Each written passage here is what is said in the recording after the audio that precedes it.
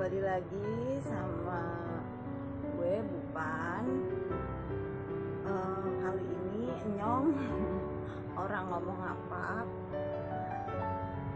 Karena kali ini aku mau sharing, aku mau cerita tentang ketika aku terserang Bel Pasi dan bagaimana bisa sembuh, obatnya apa.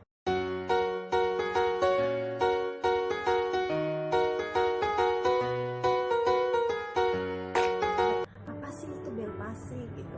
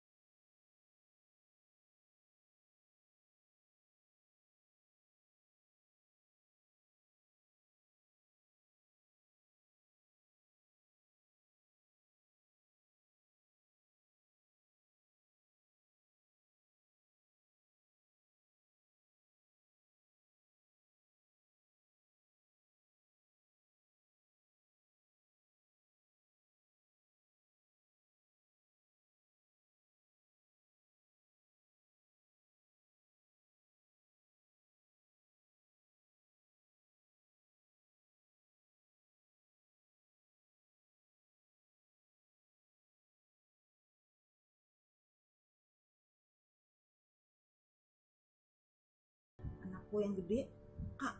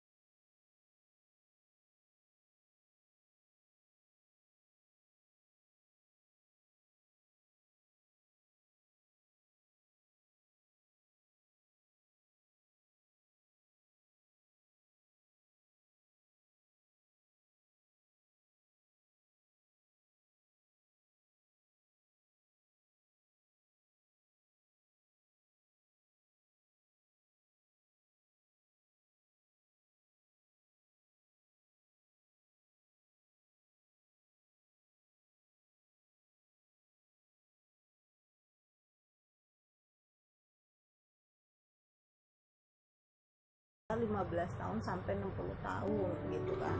Dia bilang begitu, di range usia itu bisa terkena bel palsi gitu kan. Nah terus aku juga nanya, gimana dok, aku kan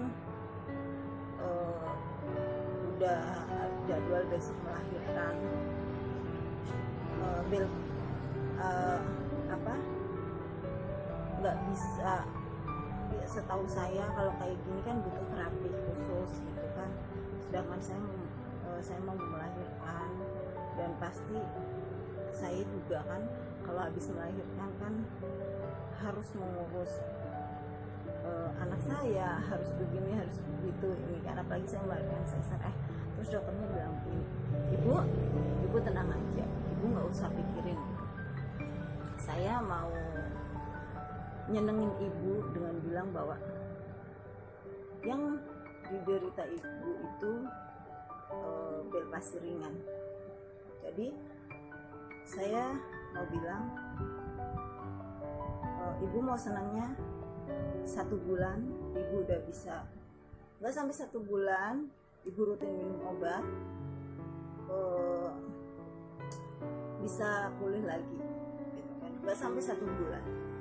Tapi emang kondisi itu bisa berbeda di setiap orang gitu. Walaupun ringan tapi kondisi itu bisa berbeda di setiap orang, ada yang sebulan, ada yang 3 bulan, itu paling lama kalau yang ringan gitu kan. Nah terus dokter bilang, ini saya kasih resep obatnya ditebus di apotik, dan gak apa-apa minumnya berbarengan nanti dengan obat dari dokter kandungan setelah melahirkan. Dua doang dikasih obatnya, itu 2 doang. Jadi aku baca itu nama obatnya kalau nggak salah prednison, terus sama di situ ada obat tetes mata, aku lupa mereknya. Terus kebetulan di apotek rumah sakit yang aku mau melahirkan itu obat tetes matanya lagi kosong. Balik lagi ke dokter syaraf, bilang, terus kata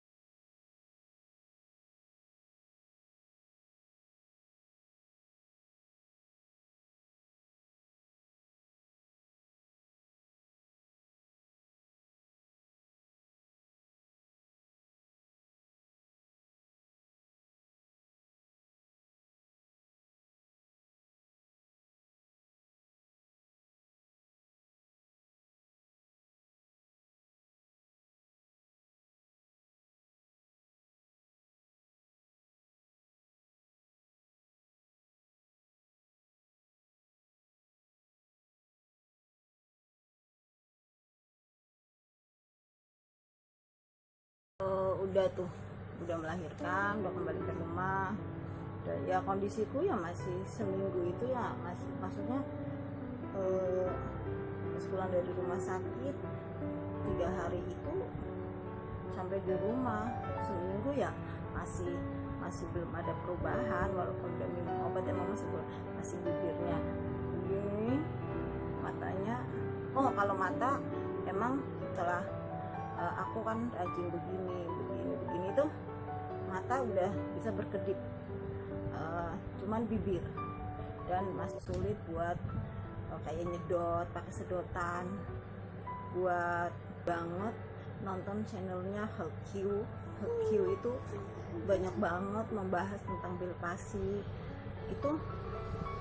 Terus aku baca ada seorang TKW tuh di Hong Kong kalau nggak salah, itu dia kena bel palsi, tapi karena mungkin dia nggak bisa berobat ke rumah sakit karena biaya atau apa, aku nggak ngerti gitu, dia itu jadi terapinya pakai air hangat.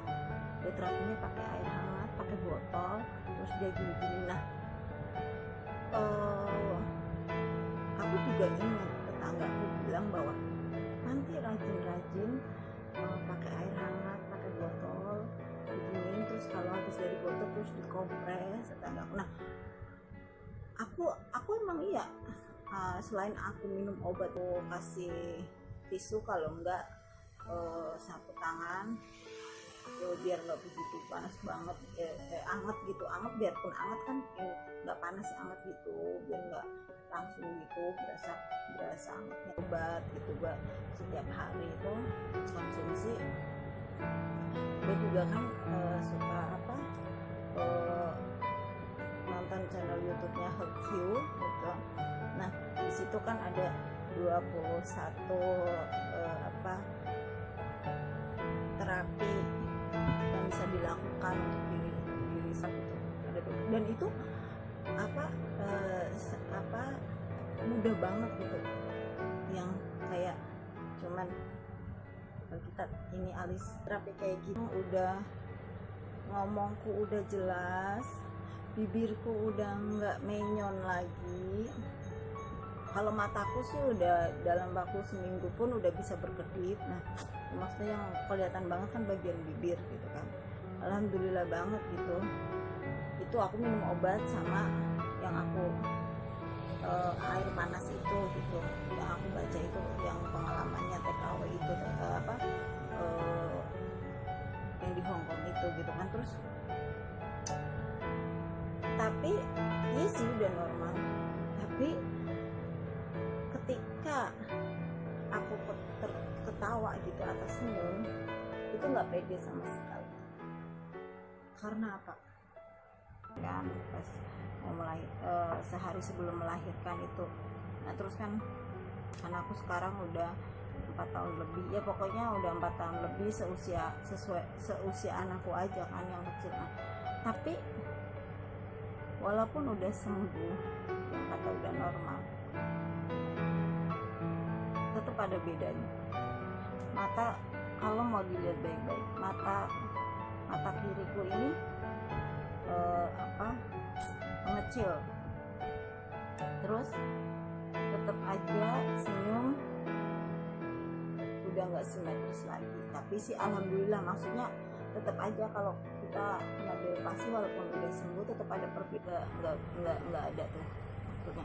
Nah kalau ini kelihatan garis, jadi emang aku harus rajin begini, aku harus rajin, emang harus rajin, tetap sampai sekarang aku harus rajin terapi yang begini gitu. Dan emang itu ada hasilnya. Tadinya ini setahun 2 tahun yang lalu ini begini banget, masih begini banget, karena aku telaten, aku beginiin terus. Ya aku sekarang kayak begini terus, kalau lagi mau ya pakai air hangat, kalau lagi enggak ya aku begini aja toh, sambil nyantai gitu. Dan itu ada efeknya, jadi seiring. Nah teman-teman semua, sahabat-sahabat onlineku semuanya yang baik hati, itu ceritaku bagaimana tentang aku yang pernah kena delpasi dan bagaimana bisa sembuh. Nah kalau kalian tiba-tiba mengalami hal seperti itu sih, tenang, berusaha tenang walaupun emang panik, berusaha tenang aja. Nah langsung, jangan menunggu besok atau entar, langsung aja ke dokter saraf, jadi penanganan lebih cepat, itu lebih baik gitu kan, ke dokter saraf. Karena kan kalau kita sebenarnya tuh ada, kalau jenisnya nggak ringan, kalau kita udah ada pemeriksaan lanjutan, entah itu dari tes darah gitu deh. Nah makanya kalau delpasi itu bisa sembuh, buktinya aku udah bisa sembuh lagi, walaupun senyumku tidak sesimetris dulu, walaupun mataku rasanya seperti dulu dengan yang kanan dengan yang kiri, tapi itu bisa sembuh, bisa normal lagi. Itu bukan penyakit permanen, asal kalian rajin minum obat. Kalaupun yang nggak ringan, yang mungkin tingkatannya agak berat, kalian melakukan terapi, itu bisa sembuh. Depresi itu bisa sembuh, yang sebagian orang, kebanyakan orang takutkan karena merasa itu adalah stroke gitu kan. Jadi buat kalian dimanapun yang mungkin sekarang lagi terkena depresi atau saudara kalian berdepresi, semangat, kalian bisa sembuh. Oke, terima kasih buat semuanya yang udah nonton. Jangan lupa klik subscribe-nya, like-nya atau komennya. Terima kasih atas untuk semua supportnya. Terima kasih untuk kebaikannya. Jaga kesehatan di masa pandemik ini. Hindari hal-hal yang bisa menyebabkan kita menjadi sakit. Semoga kita semua selalu dilindungi oleh Allah Subhanahu wa Ta'ala, Tuhan yang Maha Esa,